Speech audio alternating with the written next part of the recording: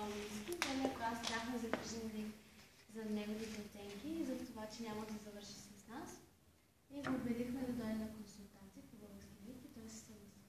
Не, аз се радвам, че сте взели това решение в класа. Айдован има възможности, винаги сме говорили за това, но той сякаш не набира смелост да дойде на консултация. Сега се радвам, че е решил.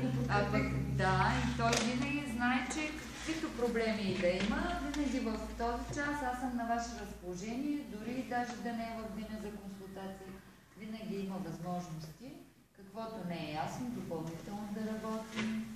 Така че много се радвам, че е взел такова решение. Да, и няма да има проблем. Просто трябва да ми каже, пък и аз имам представа къде той изпитва затруднения. И едно от нещата, които според мен са много важни, това са да усвоим и да ви е в помощ това още от 10-ти клас за матурата.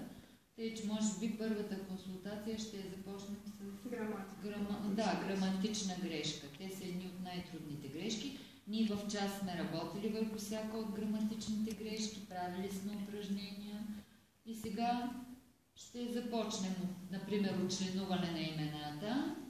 Това, което сме правили, това, което сте учили отдавна, предполагам, че след като дойдеш няколко пъти на консултация, вече няма да имаш такива затруднения.